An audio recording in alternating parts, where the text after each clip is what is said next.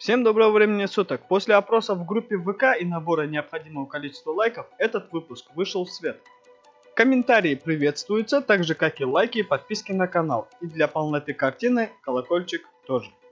А все ссылки на видеокарты и на другие мои ресурсы есть в описании.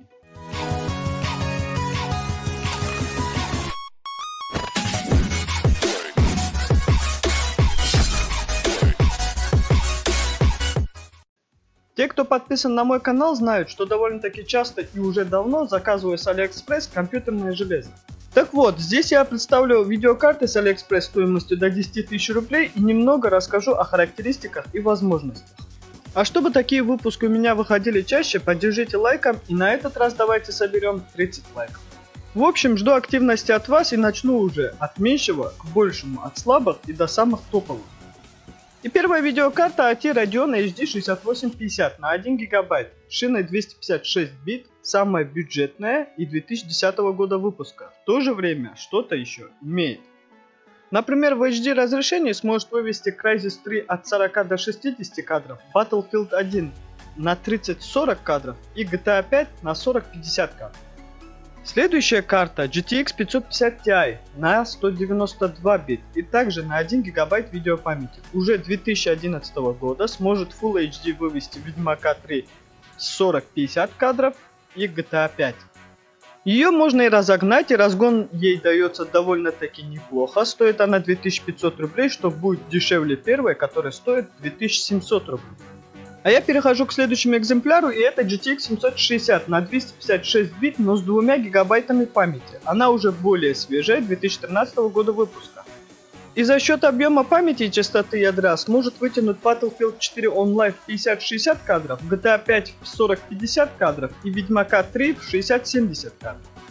Стоит она, конечно, дороже, в 4500 рублей, но это и так было понятно, а вот R9 270 от AMD Radeon будет дешевле, что-то в районе 4000 рублей.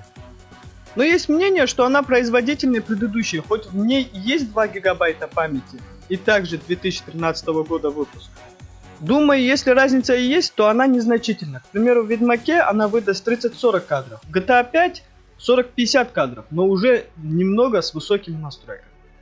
А вот одна из хороших вариантов будет GTX 950 на 128 бит 2015 года с памятью в 2 ГБ сможет вывести Ведьмака 3 на высоких настройках графики с 30 до 50 кадров. Crysis 3 примерно так же и Battlefield 4 от 40 до 60. На высоких настройках стоит она будет в районе 5000 рублей и имеет хороший разгонный потенциал.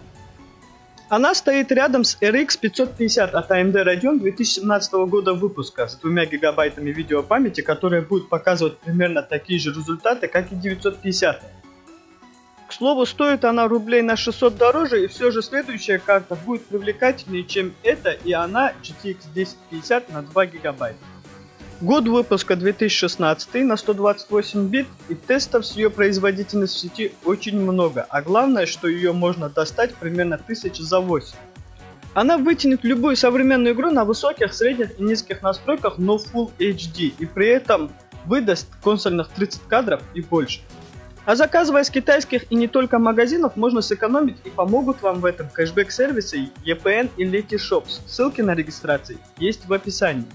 И первая часть из топ видеокарт стоимостью до 10 тысяч рублей с AliExpress подошел к своему логическому завершению. Могу вам посоветовать посмотреть мои прошлые выпуски, там есть на что взглянуть. Также приглашаю всех желающих в свою группу ВК. Там много полезной информации, там же я помогаю со сборками и выкладываю товары со скидкой. В общем, заходите и все увидите сами. А на этом мой выпуск подошел к концу, я с вами прощаюсь и до скорых встреч. Всем удачи и хорошего настроения.